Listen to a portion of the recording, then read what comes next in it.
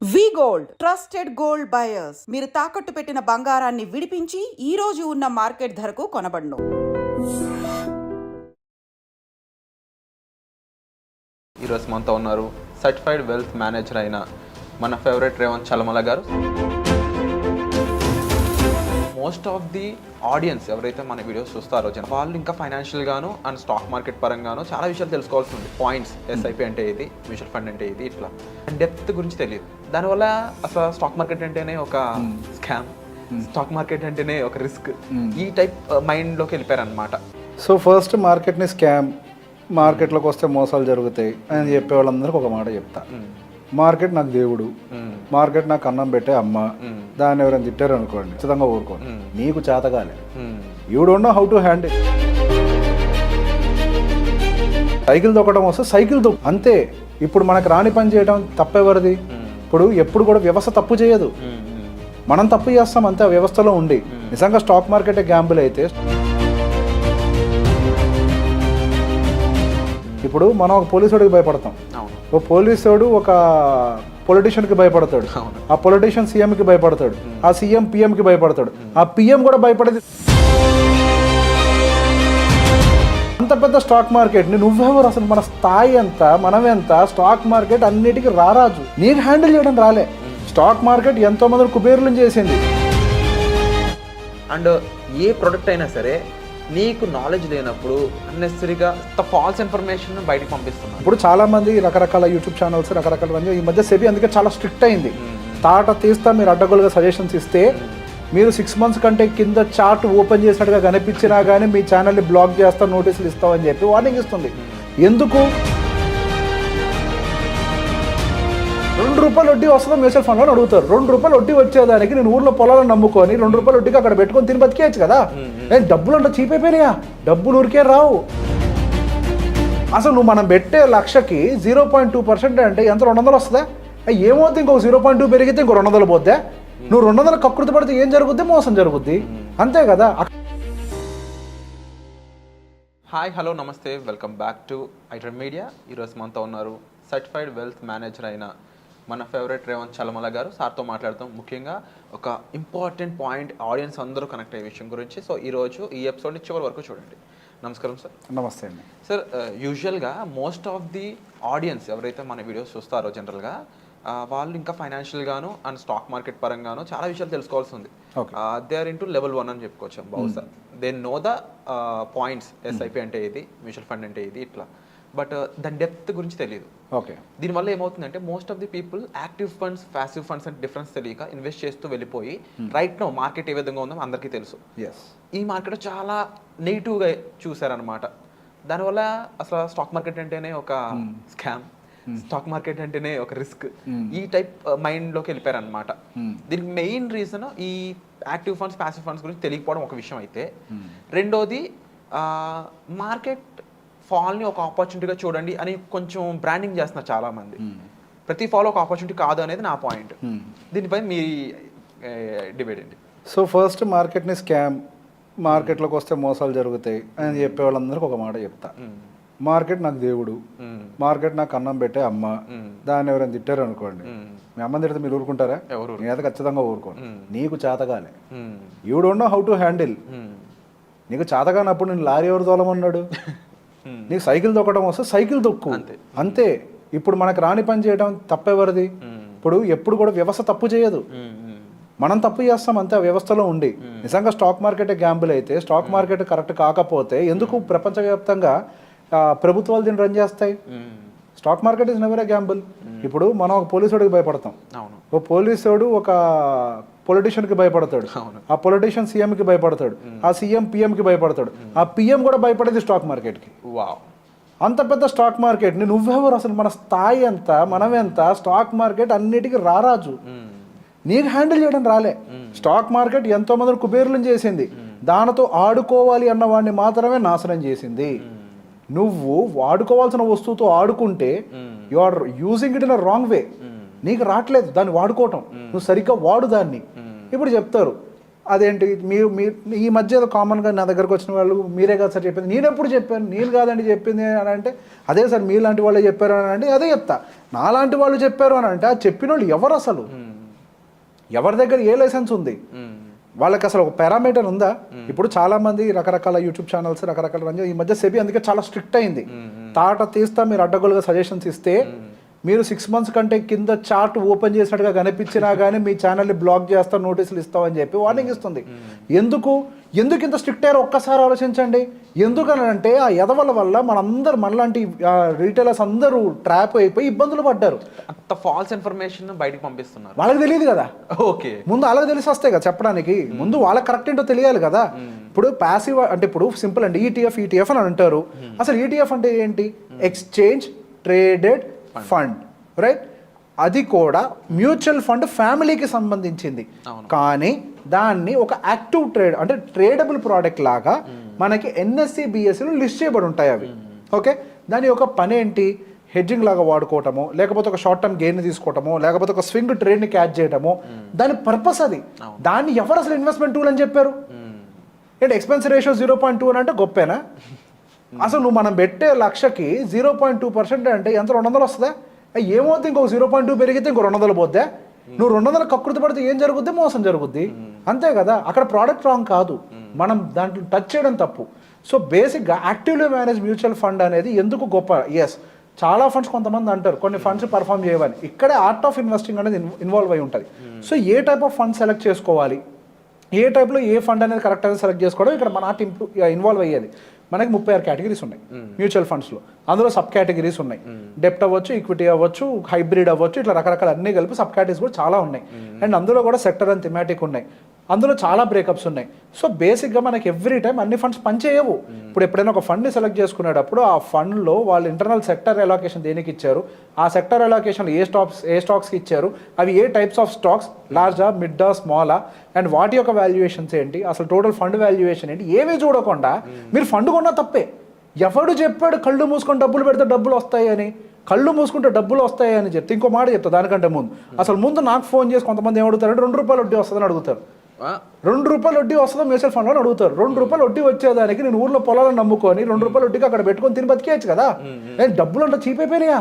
డబ్బులు ఊరికే రావు, దానికి కొన్ని ఫండమెంటల్స్ ఉంటాయి, దాన్ని ప్రాపర్గా ఇన్వెస్ట్ చేయాలి, మేనేజ్ చేయాలి. Money has to be managed. అంటే ఈ కాన్సెప్ట్ అడగడానికి కూడా ఒక క్వశ్చన్ మెయిన్ ఏంటి అంటే రేవంత్ గారు, ప్రీవియస్ ఎపిసోడ్లో మనం మార్కెట్ అప్డేట్ గురించి మాట్లాడుతున్నప్పుడు మీరు ఒక పాజిటివ్ పాయింట్ చెప్పారు.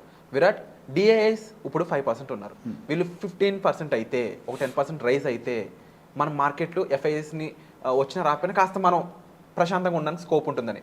అలాంటి డిఐఎస్ ఎవరు? జనరల్ రిటైల్ ఎవరైనా ఉండొచ్చు. వీళ్ళందరికీ రాంగ్ ఇన్ఫర్మేషన్ ఎవరైతే పాస్ చేస్తున్నారో, అంటే ఈటీఎఫ్లో ఇలా పెట్టుకోండి ఎంత వస్తుంది, వాళ్ళ నెంబర్ చెప్పరు, లేదు వాళ్ళు 10 లక్షలు 20 లక్షలు పెట్టవచ్చు ఇంత ప్రాఫిట్ అని చెప్తున్నారు బయటికి. ఈ ఫాల్స్ ఇన్ఫర్మేషన్ వల్ల ఒక్కసారి వాడి మైండ్లో పడిపోయి వాడు తెలియక ఇలా ఫిక్స్ అయిపోవడం వల్ల వీళ్ళందరూ వెనక్కి వెళ్తున్నట్టే కదా. మన డిఐస్ని మనమే చంపుకున్నట్టు అవుతుందా? డౌట్. సో బేసిక్గా ఈ ప్రాబ్లం ఎంత పెద్దదైంది అని అంటే ఆర్బీఐ ఎంత సీరియస్గా తీసుకుంది అని అంటే will this turn out to be one of the greatest economic crisis అన్నదాకా వెళ్ళింది అది. ఓకే, అప్పులు తీసుకొని ట్రేడింగ్లు చేస్తున్నారు, అప్పులు తీసుకొని ఇన్వెస్ట్మెంట్లు పెడుతున్నారు, లివరేజ్ తీసుకొని స్టాక్స్ కొంటున్నారు. అసలు నీకు ఏం తెలుసు అని అవన్నీ చేస్తున్నావు? అసలు మనకి ఏం తెలుసు అని పెట్టుబడి పెడుతున్నావు? That is not the way, right? So బేసిక్గా ఆ ప్రాబ్లమ్ని కట్ డౌన్ చేయడానికే, ట్రేడింగ్ యాక్టివిటీని కట్ డౌన్ చేయడానికే ఈవెన్ సెబీ కూడా రకరకాల చర్యలు తీసుకొని ట్రేడింగ్ యాక్టివిటీని కట్ డౌన్ చేసే ప్రయత్నం విపరీతంగా చేస్తుంది. అండ్ ఈవెన్ ఆర్బీఐ కూడా అన్సెక్యూర్డ్ లోన్స్ని విపరీతంగా అరికట్టే ప్రయత్నం చేస్తుంది. అన్సెక్యూర్డ్ లోన్స్ తీసుకొని అయితే బెట్టింగ్స్ లేకపోతే ట్రేడింగ్లోనే పెట్టి రకరకాలుగా డబ్బులు పోగొట్టుకుంటారు. ఈవెన్ ఏమనుకుంటున్నారు అని అంటే నేను స్టాక్ కొంటున్నా, ఐఎమ్ నాట్ ట్రేడింగ్ అని అంటున్నారు. ఎవరు చెప్పారు? నువ్వు ట్రేడింగే చేస్తున్నావు. ఇన్ఫాక్ట్ నువ్వు ట్రేడింగ్ చేయడం, నువ్వు బెట్టింగ్ చేస్తున్నావు అని అంట. నేను తెలియకుండా చేసేది ఏదైనా బెట్టింగే, తెలిసి చేస్తే ట్రేడింగ్. ట్రేడింగ్ ఒక సబ్జెక్ట్ ఉంది. Stock market is a combination of science and art అని అంటారు. ఫస్ట్ అసలు మనం దాని కాంబినేషన్ అర్థం చేసుకోవాలి అని అంటేనే మనం ఏం చేస్తాం? హెడ్లైన్స్ ఏదో చదువుతాం. Market never works on the headlines, market always works on the last page. So బేసిక్గా the combination between the last page and the first page is a stock market. First హెడ్లైన్స్లో జీడిపి నెంబర్ బాగుందని అంటారు. నేను ఎప్పటి నుంచో చెప్తున్నా ఆ నెంబర్లు నేను దేన్ని నమ్మను. ఈ టైంలో వచ్చే ఏ దేశంలో వచ్చే నెంబర్లు నేను నమ్మను. ఇదంతా 2024 అంతా కూడా ఎలక్షన్ సీజన్. ప్రపంచవ్యాప్తంగా 60% కూడా ఎలక్షన్లో పార్టిసిపేట్ చేయబోతుంది కాబట్టి డెఫినెట్గా నెంబర్ల మ్యానిపులేషన్ జరుగుతుంది. దానికి లాస్ట్ పేజ్ తిరగేసి చూస్తే అక్కడేమో అన్ఎంప్లాయ్మెంట్ ఉందని కనిపిస్తుంది, ఎకానమీ ఎట్లా బాగుంది, ఇప్పుడు ఎట్లా ఇన్వెస్ట్ చేయాలి అని. రైట్, ఆ టైంలో మనం ఇదే మాట మాట్లాడినప్పుడు ఇదే రీటైలర్, సో కాల్డ్ రీటైలర్, నీకేం తెలుసు, నువ్వు జనాలు భయపడుతున్నావు అన్నారు. నేను భయపెట్టడం కాదు, నేను జాగ్రత్తగా చెప్తున్నా, నిజం చెప్తున్నా. నేను మార్కెట్ నుంచి బయటకు పొమ్మని చెప్పట్లేదు, బాండ్స్లో ఇన్వెస్ట్ చేయండి అని చెప్తున్నా. బాండ్స్లో పెట్టుకో, నాకేమైనా వస్తుందా బాండ్స్లో డబ్బులు పెడితే? నాకేంటి బాండ్స్లో పెడితే? బాండ్స్లో పెట్టుకొని మార్కెట్ కిందకు వచ్చాక అదే ఈటీఎఫ్, అదే మ్యూచువల్ ఫండ్, అదే స్టాక్ ఇప్పుడు కొనుండుంటే రారాజు అయ్యి ఉండేవాళ్ళు. ఒక స్ట్రాటజీ ఉండాలి. అండ్ ఇదే కాన్సెప్ట్లో ఇంకొన్ని విషయాలు రేవంత్ గారు, టాప్ 5 ఫండ్స్ అని కొంతమంది సజెస్ట్ చేస్తూ ఉంటారు. 1 2 నేను ఎప్పుడు కూడా ఆ ఫండ్లో ఒక డెట్ ఫండ్ చూసింది లేదు. Yes, so I tell you. So సహజంగా డెట్ ఫండ్ అనేది టాప్ 5లో ఉండదు. ఎందుకంటే ఫస్ట్ థింగ్ ఏంటంటే అది హెడ్జింగ్ టూల్ లాగా వాడతాం. ఓకే, డెట్ ఫండ్ పర్పస్ ఏంటంటే పార్కింగ్, దాని నుంచి డబ్బులు సంపాదించడం కదా దాని ఒక పని. సో ఫస్ట్ ఇక్కడ టాప్ 5 అనేది ఏదైతే ఉందో అది పెద్ద స్కామ్. అది సెబీ చాలా క్లియర్గా ఒక విషయం చెప్పింది, 5 star rating is not a promise for the future returns అని. ఈ అడ్డగడతలందరూ ఏం చేస్తారు అని అంటే 5 స్టార్ రేటింగ్ చేసి డబ్బులు పెట్టమంటారు. కొంతమంది ఏదో చాలా మంది చెప్పారని అంట. నాకు ఈ మధ్య కొంతమంది క్లయింట్స్ దగ్గరకు వచ్చినప్పుడు చెప్పారు, సార్ నేను యాక్సిస్ స్మాల్ క్యాప్లో పెట్టా, ఎస్బీఐ స్మాల్ క్యాప్లో పెట్టా, ఇప్పుడు ఏమో ఇండస్ట్రీలో లోయెస్ట్ పర్ఫార్మర్ అయినాయి అని. మరి నేను చెప్పింది అదే కదా. అంటే అడిగి కొద్ది క్వశ్చన్లు వస్తున్నాయి సార్, సారీ టు సే. ఇప్పుడు మళ్ళీ ఏంటంటే ఎక్కువ మంది మళ్ళీ small cap, most small cap, large cap దగ్గరకు కూడా వెళ్ళరు. సజెషన్లు చెప్తున్నా, ఎవరైతే సో కాల్డ్ కోచెస్ అంటారో స్మాల్ క్యాప్ మీద డిపెండ్ అవ్వండి అంటారు. What is the situation of small cap right now? Right now small cap and mid cap will underperform, and in the history there are years 2, 3, 4, 5 years also small cap and mid cap large క్యాప్ని underperform చేసిన సందర్భాలు కొల్లులు ఉన్నాయి మార్కెట్లో. 2021 market recovery after covid fall, అక్కడి నుంచి వెనక్కి 5 సంవత్సరాల చార్ట్లు చెక్ చేయండి. When compare to mid and small cap segment, large cap has outperformed. So బేసిక్గా ఈ mid and small cap segment వెనకాల పరిగెట్టద్దు అని ఎప్పటి నుంచో చెప్తున్నాను. అవి పెట్టడం తప్పు అని నేను చెప్పట్లేదు. Always remember, stock market works on the numbers. అంటే కంపెనీలు పోస్ట్ చేసే వాళ్ళ యొక్క ఆదాయాల మీద నిలబడి ఉంటుంది. 100%. ఎస్, సో బేసిక్గా వాళ్ళ ఆదాయాలు దేని మీద డిపెండ్ అయి ఉంటుంది అంటే ప్రభుత్వాలు తీసుకున్నటువంటి నిర్ణయాలు ఆ ఎకానమీస్ మీద డిపెండ్ అయి ఉంటాయి. వేటిల్ని అర్థం చేసుకోకుండా కళ్ళు మూసుకొని నేను మూమెంటం ఫండ్లో పెడతా, కళ్ళు మూసుకొని స్మాల్ క్యాప్లో పెడతా. సో ఇక్కడ ఒక పాయింట్ని అర్థం చేసుకోవాలి, you are chasing returns. If you chase returns you will not get the returns. You have to chase the process. If you chase the process in return as a reward, మీకు returns వస్తాయి. ఎప్పుడైనా లైఫ్లో గుర్తుపెట్టుకోవాల్సింది, నాకు success కావాలి అంటే అది రాదు. మనం పనిచేస్తూ పోతా ఉంటే వస్తుంటుంది. నాకు బాగా డబ్బులు కావాలి అంటే అవి రావు. మనం పనిచేస్తూ పోతా ఉంటే మనం చేసిన పనికి రివార్డ్ కింద డబ్బులు వస్తాయి. ఇన్ ద సేమ్ వే ఇన్వెస్టింగ్లో కూడా మనం ఏ పద్ధతిని అయితే ప్రాపర్గా ఫాలో అవుతుంటామో దానికి ఎంత రివార్డ్ రావాలో అంత రివార్డ్ వస్తుంది. కాబట్టి మీరు డబ్బులు పెట్టారు కాబట్టి రారు. నేను చాలామంది రీటైలర్స్ని చూసి నేను ఇబ్బంది పడుతుంది. నేను గట్టిగానే సమాధానం చెప్తాను, అట్లీస్ట్ ఇట్లానే అర్థమవుతుంది కొంతమందికి అని చెప్పి. పాయింట్ ఏంటి, ఎంతసేపటికి ఎక్కడ పెట్టిన డబ్బులు వస్తాయి. ఎందుకు వస్తాయి ఎక్కడ పెట్టిన డబ్బులు? డబ్బులకి ఏం పని పాట లేదా? అంత చీప్గా ఉందా నీకు డబ్బు అంటే? నువ్వు డే అండ్ నైట్ కష్టపడి పొద్దున్న 9 గంటల నుంచి సాయంత్రం 5 దాకా ఆఫీస్కి వెళ్ళి మళ్ళీ పొద్దున గంట సాయంత్రం గంట జర్నీ చేసి 10-12 గంటలు పనిచేసి ఇంటికి పోతే నీకు నెలకొచ్చేది ₹1,00,000 జీతం కష్టపడి సంపాదిస్తే నీకు జస్ట్ డబ్బులు పెడితే డబ్బులు వచ్చేస్తాయా? అంత చీప్ అయిపోయిందా డబ్బులు అని అంటే, మార్కెట్ అని అంటే? ఇప్పుడు బేసిక్గా పోగొట్టుకున్న వాళ్ళది తప్పు, చెప్పిన వాళ్ళది తప్పే, నేను కాదనట్లేదు. SEBI is already looking at them. వాళ్ళందరి పని వాళ్ళు సెబీ చూసుకుంటుంది. ఇంతమంది భయపడుతున్నారు. అండ్ ఇప్పుడు మీకు ఐవీఆర్ కాల్ ఏమొస్తుంది, ఇన్వెస్ట్మెంట్ టిప్స్ ఇస్తాం, అది ఇది ఇస్తామంటూ ఎవరైనా కాల్ చేస్తే ఆ ట్రాప్లోకి వెళ్ళకండి అని చెప్తుంది. ఈ ఎదవల గురించే కదా. మరి అదే పనిగా నేను చెప్పింది, don't fall to this trap. దీని వెనకాల చాలా సైన్స్ ఉంది. You have to understand the stock market. ఒకటి పెడుతున్నాము అని అంటే అది ఎకనామిక్ సూట్ అవుతుందా లేదా? మొన్నటిదాకా డిఫెన్స్ అని పరిగెట్టారు, ఇన్ఫ్రాస్ట్రక్చర్ అని పరిగెట్టారు, పిఎస్యులు పరిగెట్టారు. ఇప్పుడు హైయెస్ట్ బీటెన్ సెగ్మెంట్స్ ఏంటి? అవే కదా. రియాలిటీ అని పరిగెట్టారు, హైయెస్ట్ బీటెన్ సెగ్మెంట్ అదే కదా. ఎనర్జీ అని పరిగెట్టారు, హైయెస్ట్ బీటెన్ సెగ్మెంట్ ఇప్పుడు అదే కదా. మిడ్ అండ్ స్మాల్ క్యాప్ అని పరిగెట్టారు, హైయెస్ట్ బీటెన్ సెగ్మెంట్ అదే కదా. నువ్వు దేని వెనకాల పరిగెట్టావు అదే బీటెన్ అయినా. ఇప్పుడు ఈ సెక్టార్ ఓరియంటెడ్గా ఇన్వెస్ట్ చేసుకోండి అని చెప్పినవి కూడా ఈ కామన్ మిస్టేక్స్లో కనిపిస్తూ ఉంది ఎక్కువగా. రైట్ నౌ ఇప్పుడు ఆడియన్స్కి ఏం చెప్తారు? ఇది మెయిన్ ప్లాట్ఫామ్ అనుకున్నట్లయితే ఆడియన్స్కి ఏం పాయింట్అవుట్ చేస్తారు? ఫస్ట్, ఎప్పుడైనా సరే actively managed funds are always the best. Yes, sometimes they underperform. నేను ఎప్పుడైనా ఒకటే చెప్తా, ఒక ఫండ్ నమ్మకండి, కన్స్ట్రక్ట్ ఏ పోర్ట్ఫోలియో. మీకు ఒక బ్యూటిఫుల్ పోర్ట్ఫోలియో ఉండాలి. ఒక ఫండ్ బాగా చేయొచ్చు, బాగా చేయకపోవచ్చు. ఒక 100% ఫండ్స్ మనం అనుకుంటే, అంటే 10 ఉండొచ్చు, 5 ఉండొచ్చు, అవుట్ ఆఫ్ 100% ఖచ్చితంగా 30% ఫండ్స్ ఫెయిల్ అవుతాయి. ఒక 20% ఫండ్స్ ఇండెక్స్తో పాటుగా వెళ్తాయి, ఒక 20% of the funds just index కంటే బెటర్గా పర్ఫామ్ చేస్తాయి, బట్ 30% ఆఫ్ ద ఫండ్స్ ఒక బ్యాంక్ క్రియేట్ చేస్తాయి. ఈ ప్రతి ఒక్క ఇన్వెస్టర్ పోర్ట్ఫోలియో ఇలానే పనిచేస్తుంది. You take Warren Buffett portfolio, you take Rakesh Jhunjhunwala portfolios, ఎవరివైనా సరే ఏవో కొన్ని మాత్రమే టక్కున రాకేష్ జుంజునవాలా పోర్ట్ఫోలియోలో వెల్తియర్గా మార్చిన స్టాక్ పేరు చెప్పమంటే ఏం చెప్తారు అందరూ? టైటాన్ అని చెప్తారు అంతే. అది ఒక్కటే పెద్దగా పెరిగింది. అఫ్కోర్స్ మరికొన్ని కూడా పెరిగాయి. యాజ్ ద సేమ్ వే మన పోర్ట్ఫోలియోలో కూడా అట్లా కొన్నే పెరుగుతూ ఉంటాయి. సో ఈ పోర్ట్ఫోలియో కన్స్ట్రక్షన్ నేర్చుకోండి ముందు. అసలు ఏ టైంలో ఎటువంటి పోర్ట్ఫోలియో కన్స్ట్రక్ట్ చేయాలి, whether it is a bullish market, A kind of market, A economy support చేస్తుంది, ఏ సెగ్మెంట్కి ఎక్కువ ర్యాలీస్ వచ్చే అవకాశం ఉంది. అండ్ ఎస్, వాళ్ళు పికింగ్ అప్ ఏ ఫండ్, ఈ 5 స్టార్ రేటింగ్లు, ప్రీవియస్ పర్ఫార్మెన్స్లు పచ్చబద్ధం, అది పని చేయవు. అంతకుముందు 2023 సంవత్సరంలో క్వాంట్ మ్యూచువల్ ఫండ్ బాగా చేసింది, 24లో వర్స్ట్ ఫండ్స్ లిస్టులో అది ఉంది, 2024లో క్వాంట్ మిడ్ క్యాప్ బాగా చేసింది, ఇప్పుడు మళ్ళీ దాని వర్స్ట్ లిస్టులో అది ఉంది. సో బేసిక్గా పోయిన సంవత్సరం బాగా చేసినంత మాత్రాన్ని ఈ సంవత్సరం బాగా చేస్తుందంటే గ్యారంటీ లేదు. ఒక ఫండ్ దానికి వచ్చే రిటర్న్స్ అనేది దాని లోపల ఉండేటువంటి స్టాక్స్ మీద డిపెండ్ అయి ఉంటాయి, సెక్టర్ అలొకేషన్ మీద డిపెండ్ అయి ఉంటుంది, ఫండ్ వెయిటేజ్ దేనికి ఎంత ఇచ్చారన్న దాని మీద డిపెండ్ అయి ఉంటుంది. అవి ప్రాపర్గా చదవకుండా ఇన్వెస్ట్ చేయడంలో ఎటువంటి పాయింట్ లేదు. ప్రతిసారి ప్రతి ఫండ్ హౌస్ ప్రతి ఫండ్కి సంబంధించి every month fact sheet release చేస్తుంది. ఫస్ట్ అసలు ఫ్యాక్ట్ షీట్ అంటే ఏంటో తెలుసుకోండి. ఆ ఫ్యాక్ట్ షీట్లో క్లియర్గా మేము పలానా స్టాక్స్లో ఉన్నాం, ఈ మంత్ ఈ స్టాక్స్లోంచి వెయిటేజ్ తగ్గించి ఈ స్టాక్స్లోకి ఎంటర్ అయ్యాం, పలానా స్టాక్స్ నుంచి కంప్లీట్గా ఎగ్జిట్ అయిపోయి పలానా స్టాక్స్ ఫ్రెష్ ఎంట్రీలు తీసుకున్నాం. సో వాటి గురించి అర్థం చేసుకోండి. వీళ్ళు ఇందులోకి ఎందుకు తీసుకున్నారు, ఫండ్ మేనేజర్ కామెంటరీ ఏంటి, ఇవేం చదవడం రావట్లేదు అనుకోండి, ఒక ఎంఎఫ్డి దగ్గరికి వెళ్ళండి, వాడు చదివి పెడతాడు. నేను ఇవ్వను రూపాయి కూడా అంటే నీకెందుకు పని చేస్తారు? ఎవరు నువ్వు అసలు నీకోసం పని చేయడానికి? తెలిస్తే నువ్వు చేయి, తెలియకపోతే go to a nice MFD, ask him to SIT and explain. Sir నా ఫండ్ గురించి నాకు ఎక్స్ప్లెయిన్ చేయండి అని చెప్పండి. అండ్ ఈ మధ్యకాలంలో కూడా డైరెక్ట్ ఇన్వెస్టింగ్ అనేది కూడా బాగా పెరుగుతుంది. Social media is one of the reason. ఇది వాళ్ళని కాస్త కాదు హెవీ రిస్క్లోనే గెడుతుంది, బట్ వాళ్ళకి తెలియడం లేదు. అండ్ ఈ ఎపిసోడ్లో మనం చాలా విషయాలు అడ్రస్ చేసాం. ముఖ్యంగా తెలుగు స్టాక్ మార్కెట్ పరంగా జరుగుతున్న ఎన్నో మిస్టేక్స్ని ఇక్కడ మీరు అడ్రస్ చేయడం జరిగింది. రాంగ్ సజెషన్స్ కానీ, తెలియకుండా ఇన్వెస్ట్ చేయడం కానీ, అండ్ ముఖ్యంగా యాక్టివ్ ప్యాసివ్ ఫండ్స్ గురించి కానీ, అండ్ ఏ ప్రోడక్ట్ అయినా సరే నీకు నాలెడ్జ్ లేనప్పుడు అన్నెసరీగా దాన్ని బ్లేమ్ చేయడం కానీ, ఇలా ఎన్నో విషయాలు మీరు అడ్రస్ చేయడం జరిగింది. లాస్ట్గా ఒక ఇన్వెస్టర్ ఎవరైనా సరే వాళ్ళు డైరెక్ట్గా ఇన్వెస్ట్ చేయడం ఎంతవరకు కరెక్ట్ అంటారు? నీకు ఆపరేషన్ చేసుకోవడం వస్తే చేసుకో, సింపుల్, అంతే. ఎలా ఫెయిల్ అవుతుంది అది నాకు తెలియదు, అది మనకు అనవసరం. నువ్వు ఉంటావా పోతావా మాకు అనవసరం. నీకు వచ్చు అని అనుకుంటే చేసుకో, తప్పేం లేదు.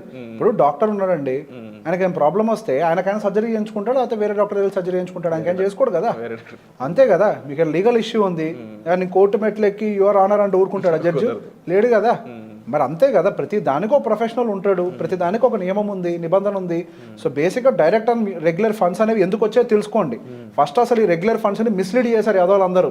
ఈ మధ్య ఎంఫీ ఇచ్చి కొడుతుంది ఒక్కొక్కడిని, చెప్తుంది గట్టిగా, అసలు మీకు తెలియకపోతే వెళ్ళండి కానీ డైరెక్ట్లో పెట్టుకోకండి అని చెప్పి. సో ప్రాబ్లం ఎక్కడొచ్చింది? డైరెక్ట్ వర్సెస్ రెగ్యులర్లో జనాలకు తెలిసిన తేడా ఏంటి అంటే ఎక్స్పెన్స్ రేషియో. ఇదే చెప్పాల్సింది, ఎక్స్పెన్స్ రేషియో తేడా. నువ్వు చెప్పాల్సింది అసలు ముందు అదొక తెలియదేమో నాకు తెలిసి, వాడికి తెలిసి ఉండాలి కదా ముందు. నువ్వు రెగ్యులర్ ఫండ్లో బాబు, నువ్వు రెగ్యులర్ ఫండ్లో ఉన్నప్పుడు అడ్వైజర్ ఉన్నాడో చూసుకో, ఆ అడ్వైజర్కి ఎంత మంచి నాలెడ్జ్ ఉందో చెక్ చేసుకో. ఆ అడ్వైజర్ బాగుంటే ఆ అడ్వైజర్ త్రూ డైరెక్ట్కి వెళ్ళి రెగ్యులర్కి వెళ్ళు. ఒకవేళ మీకు అడ్వైజర్ లేదు, నీకు బాగా తెలుసు హ్యాండిల్ చేసుకోవడం అని అంటే అప్పుడు నువ్వు డైరెక్ట్కి వెళ్ళు. నీకున్న నాలెడ్జ్కి గాను ఈ రెగ్యులర్ టు డైరెక్ట్ మధ్యలో ఉండే ఎక్స్పెన్స్ రేషియో డిఫరెన్స్ ఏదైతే ఉందో అది నువ్వు మిగుల్చుకోగలుగుతావు. ఒకవేళ నీకు నాలెడ్జ్ లేదు, నువ్వు హ్యాండిల్ చేయలేను, ఎమోషన్స్ ని కంట్రోల్ చేయలేను అనుకున్నప్పుడు ఆ దరువుపై ఆ రెగ్యులర్ బేసిస్ దాంట్లోకి వెళ్తే అవతల వాళ్ళు దానికోసం మీకు గైడ్ చేస్తారు అని. ఇది పాయింట్ 1. ఇక్కడ ఇంకో మాట చెప్తాం. కొంతమంది అదోళ్ళు ఈ మధ్య నేను బాగా చూశాను, ఏంటి అని అంటే నువ్వు కమిషన్ కోసం మాట్లాడుతున్నావు అంటారు. అవునరా భయ్, ఇది నా profession, this is my profession man. నేను చదువుకున్నా, నాకేం టైంపాస్గా రాలేదు ఇక్కడికి, నాకు సెబీ లైసెన్స్ ఇచ్చింది, I'm an AMFI registered mutual fund distributor, CRISIL and NISM has certified me as an wealth manager. నువ్వు సాఫ్ట్వేర్ ఇంజనీర్ చేస్తున్నావు అని అంటే నువ్వు అడుక్కుంటున్నావు అన్నానా? నేను లేదు కదా. నువ్వు ఖాళీ కూర్చొని కొట్టినందుకు నీకు 3 లక్షల జీతం కావాలని అన్నానా? అది నీ ప్రొఫెషన్ మ్యాన్, ఇది నా ప్రొఫెషన్ అంతే. ఇది నా నాలెడ్జ్కి నాకు వస్తున్న పేమెంట్. ఇది నువ్వెవరు నన్ను జడ్జ్ చేయడానికి? నువ్వు ఆ మైండ్ సెట్లో ఉన్నావు అని అంటే ఒక ప్రొఫెషనల్ అంటే ఎప్పుడైతే ఒక ప్రొఫెషనలిజంని నువ్వు ఎంకరేజ్ చేయట్లేదో ఎట్లా డెవలప్మెంట్ జరుగుతుంది? వెస్టర్న్ కంట్రీస్లో అడ్వైజరీ కల్చర్ అని చిన్నగా ఉంటుందా? ఎన్ని కంట్రీ తీసుకోండి, అది యుఎస్ కంట్రీలో అయితే ఒక పెద్ద ఇల్లు ఎప్పుడు కూడా ఒక హెడ్జ్ ఫండ్ మేనేజర్ అయి ఉంటుంది, అంటే ఒక అడ్వైజర్ అయి ఉంటుంది. ప్రతి ఊరిలో ఒక పెద్ద ఇల్లు అయిందే ఉంటుంది. అది అడ్వైజర్ కల్చర్. అందుకే అక్కడ 50% of their population invest in stock market because they depend on the advisor. కొన్ని ఇక్కడ మన దగ్గర 42 మ్యూచువల్ ఫండ్ ఏఎంసీలు ఉంటే అక్కడ 800 ఏఎంసీలు ఉన్నాయి. అంత పెద్ద వ్యవస్థది. నువ్వు ఆఫ్టర్ ఆల్ నీకు నువ్వు ఒక సింపుల్గా ఒక మాట అనేస్తే నీ మాట చూసి ఇంకొకటి ఎంత మిస్లీడ్ అవుతున్నాడు. అదే జరుగుతుంది. ఈ రోజు ఏం జరిగింది? నీలాంటి ఎదవలు ఇచ్చిన మిస్లీడింగ్ వల్ల ఎంతో మంది డబ్బులు పోగొట్టుకున్నారు, అప్పులు చేసి పెట్టారు డబ్బులు. పాపం తప్పు కదా, ఎంత తప్పది నాకు తెలుస్తుంది. నా దగ్గరకు వచ్చి ఇప్పుడు మీ ఎవరికి పెయిన్ తెలియదు, ఎందుకనంటే మీరు ఎవరితో మాట్లాడి చావలేదు. నేను కదా మాట్లాడేది రోజు, నా కడుపు మండిపోతుంది ఒక్కొక్కరు బాధలు చెప్పుకుంటుంటే. నేను అడిగాను ఎందుకు పెట్టారండి అంటే నా కూతురు పెళ్ళికి ఏదో జరిగిపోద్ది కదా, ఈ డబ్బులు వస్తే అని ఆశపడ్డాను అంటారు. వాళ్ళ ఎమోషన్లో ఎంత ఉంది వెయిట్ నీకు తెలుసా? నువ్వు ఇచ్చే ఒక మిస్లీడింగ్ వల్ల పాపం వాళ్ళు ఎంత ఇబ్బంది పడతారో నీకు తెలుసా? అసలు ఎంత తప్పది, అసలు ఎంత క్రైమో తెలుసా అది? నీకు లైసెన్స్ లేకుండా ఒక ఫండ్ గురించి అడ్వైస్ చేయడం పెద్ద క్రైమ్. లైసెన్స్ ఉన్న నాకే ఒక ఫండ్ గురించి చెప్పే అధికారం లేదు పబ్లిక్లో. There are certain rules in this India. Guidelines అంత స్ట్రాంగ్గా ఉంటాయి సెబీ గైడ్ లైన్స్. ఎన్నడూ అందుకే మీరు ఏ ఎంఎఫ్డీ అయినా చూడండి, ఏ ఒక రిజిస్టర్డ్ పర్సన్ అయినా చూడండి, ఒక ఫండ్ పేరు చెప్పరు, అడిగినా చెప్పరు. ఎందుకనంటే చెప్పకూడదని మాకు నియమం రాసుంటుంది. We should not tell, we have to respect the rules. దాని వెనకాల కొన్ని రీజన్స్ ఉన్నాయి. అండ్ డెఫినెట్లీ ఇప్పుడు జరిగిన మార్కెట్ ఫాల్ ఏదైతే ఉందో ఇది చాలా బిగ్గెస్ట్ లెసన్ అయింది అందరికీ, చాలా పెద్ద లెసన్ ఇది. అండ్ ముఖ్యంగా రేవంత్ గారు అడ్రస్ చేసిన ప్రతి పాయింట్ కూడా మీరు అబ్జర్వ్ చేసినట్లయితే మీ సేఫ్టీ గురించి, మీ ఫైనాన్షియల్ బెటర్ ఫ్యూచర్ కోసం కూడా. సో దానికి సంబంధించి యాజ్ అడ్రస్డ్గా చూసుకున్నట్లయితే రైట్ ప్రొఫెషనల్ మీట్ అవ్వండి, రైట్ గైడెన్స్ తీసుకోండి, రైట్ సజెషన్ తీసుకోండి. దాని ద్వారా మీ ఫైనాన్షియల్ ప్లానింగ్ అనేది పర్ఫెక్ట్గా ఉంటుంది. ఇలాంటి మార్కెట్ ఫాల్ ఎన్ని వచ్చినా కూడా మీరు ధైర్యంగా ఉండడానికి అదే ఒక పెద్ద మెట్టుగా చూడొచ్చు. ఫస్ట్ స్టెప్ అయితే ఇలా తీసుకోండి, ఒక ప్రొఫెషనల్ కలవండి. అండ్ రాంగ్ సజెషన్స్ కానీ లేకపోతే అన్నెసరీ ఇన్ఫర్మేషన్ ఎవరైనా పాస్ చేస్తున్నా 2-3 టైమ్స్ చెక్ చేసుకోండి. ఎందుకంటే end of the day invest చేసింది మీ హార్డ్ అండ్ మనీ, మీరు కష్టజీవితంగా మీరు సంపాదించిన మీ ఓన్ మనీని పాడు చేసుకోవద్దు. మార్కెట్ ఏ విధంగా ఉంటుంది అనేది మనం ఏ సాఫ్ట్వేర్ జాబ్స్ మనకు దానికి సంబంధించి తెలుస్తుంది. మార్కెట్ మనం అనాలిసిస్ చేయలేం, దానికంటూ ప్రొఫెషనల్స్ ఉంటారు. సో ఒక ప్రొఫెషనల్ని గైడ్ని మనం ఉన్నట్లయితే మన లైఫ్లో ఆ లైఫ్ ఫైనాన్షియల్గా సెక్యూర్గా ఉంటుందండి. సో దీనికి సంబంధించి మీకు మరింత ఇన్ఫర్మేషన్ గైడెన్స్ కావాలనుకున్నట్లయితే డిస్ప్లే అవుతున్న నెంబర్స్ కాల్ చేసి మీరు సార్ సంప్రదించవచ్చు. వచ్చే ఎపిసోడ్లో మళ్ళీ కలుద్దాం. Thank you so much sir, addressing many revolutionary points. Thank you so much. Thank you sir.